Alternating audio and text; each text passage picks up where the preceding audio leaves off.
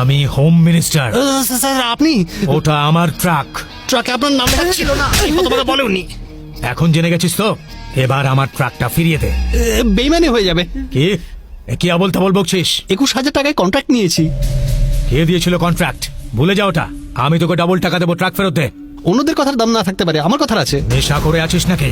জানিস তুই ট্রাকে কি আছে? ট্রাক খালি হলে আমার কোনো টেনশন নেই স্যার। পরের বার এই ধরনের কাজ করতে হলে আমাকে ডাকবেন স্যার। হ্যাঁ, তার মানে তুই ট্রাকটা ফেরত দিবি না? আমি একবার টাকা নিলে কারোর সঙ্গে বেইমানি করি না স্যার। এই ট্রাক ফেরত দিবি না আমি ওখানে যাব? ফ্রি থাকলে চলে আসুন।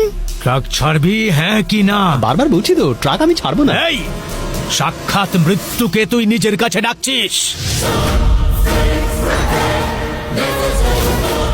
তার আগে আমি তোকে সাক্ষাৎ নরক দর্শন করাবো। এমন মারবো যে তোর বডির পোস্টমর্টেম করতে ডাক্তার ভয় পাবে। তোকে আসতে হবে না, তোর ট্রাক চালিয়ে আমি নিজে চলে আসি তোর কাছে। তুই জানিস না আমি সাক্ষাৎ জন্তু।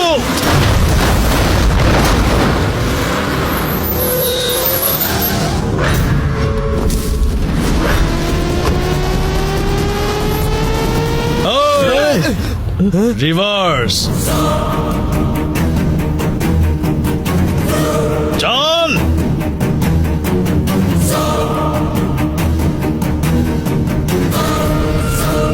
আমার বাড়িতে এসে আমার লোকজনকে মারলি, মরতে ভয় পাস না তুই? ডেমো দেখে এখনো বুঝতে পারছিস না যমরাজ আমার ক্লাসমেট? প্রথমে আমার ভাইকে মেরেছিস, পরে সরি বলে নাটক করেছিস। আগুন নিয়ে খেলছিস তুই। তোকে কোড ওয়ার্ডে বুঝিয়েছিলাম যে যেদিন আমার মাথা ঘাঁটবে সেদিন তোর মাথা ফাটবে।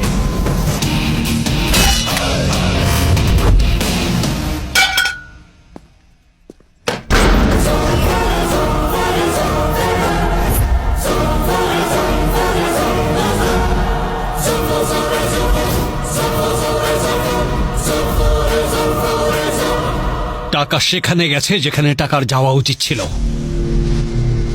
যার হকের টাকা সেই টাকার মালিক, এটাই আমার রুল। লোকের রোজগার করা টাকা লুট করে তুই নিজের পেট ভরাস।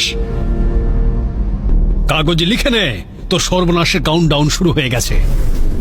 উইকেন্ডের আগে তোর দি এন্ড করে দেব। এই উইকেন্ডে আমি স্ট্রবেরি খেতে মহাবালেশ্বর যাচ্ছি। দম থাকলে কিছু করে দেখাস, আমি ইকো পয়েন্টে থাকবো। আর হ্যাঁ, তুই ওখানে গেলে কিন্তু আর ফিরে আসবি না, কারণ ওখানে তো সমাধি বানিয়ে লাল রং করে দেব ওপরে। স্যার দেখুন, কেউ আমাদের নামে কেস করেছে। আমাদের নামে কেস করেছে? কে সে? রতন নামের কেউ একজন। এই রতনটা আবার কে? ওই যে জুতো পালিশ করছে। জুতো পালিশ করছে, ও কেস করেছে? স্যার, আমরা যেখানে মল বানিয়েছি সেখানকার ওনার সার্ফি কোর্ট থেকে নোটিশ পাঠিয়েছে আমাদের মলটা খালি করে দেওয়ার জন্য। পদ্মাবতীটা আবার কে? বেগুন নিন, পটল নিন, শাক নিন, টমেটো নিন।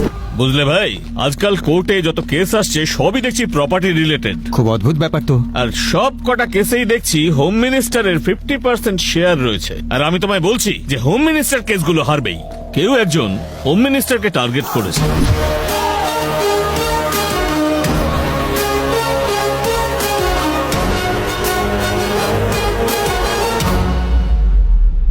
তোমার জমিটা ক্লেম করা হয়েছে। যদি জমিটা সত্যি তোমার হয় তাহলে তুমি জমির কাগজপত্র পেশ করো। এই যে স্যার পেপার, সার্ভে নাম্বার 100 আর 101 আমাদের নামে আছে। যে সার্ভে নাম্বারের কথা উনি এখন বলছেন সেই সার্ভে নাম্বার কিন্তু অনেকদিন আগেই সরকার পাবলিকের নামে করে দিয়েছেন। এই হলো তার কপি স্যার। স্যার, ওই জমির সেল অর্ডারের পেপারগুলো আমার ক্লায়েন্টের নামে আছে। আপনি যদি চান দেখতে পারেন। ইওর অনার, এই জমিটা হয়তো সরকারের নামে থাকা উচিত ছিল অথবা গরিবদের নামে। এই জমিটাকে কেনা বা বিক্রি করা অপরাধ। সরকারি তরফ থেকে সেটা পরিষ্কার করে জানানো হয়েছিল। এই হলো তার প্রমাণ।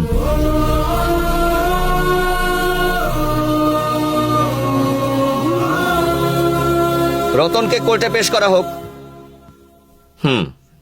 হুজুর, ছোটবেলা থেকে রাস্তায় বসে জুতো সেলাই করি। আমার বাপ ঠাকুরদাও এই কাজ করেছে। আমার ছেলে পুলেরাও হয়তো এই কাজ করতে করতেই মারা যাবে। কয়েক বছর আগেও ওই জমিটা খালিই ছিল। তারপর একদিন সরকারি লোক এলো আর বললো যে এখানে গরিব মানুষদের বাড়ি হবে। আর শেষ পর্যন্ত ওখানে একটা হোটেল হলো। কিছু একটা গোলমাল হয়েছে বুঝেছি, কিন্তু আমাদের কথা আর কে শুনবে। একদিন একজন এলেন, তিনি স্বপ্ন দেখালেন যে ওখানে আমাদের বাড়ি হবে। ওই জমিতে আমাদের কোনো লোভ নেই, যতদিন হাত পা আছে আমরা খেটে খাবো। কিন্তু সেই মানুষটাকে ধন্যবাদ দেবো যিনি স্বপ্ন দেখিয়েছিলেন।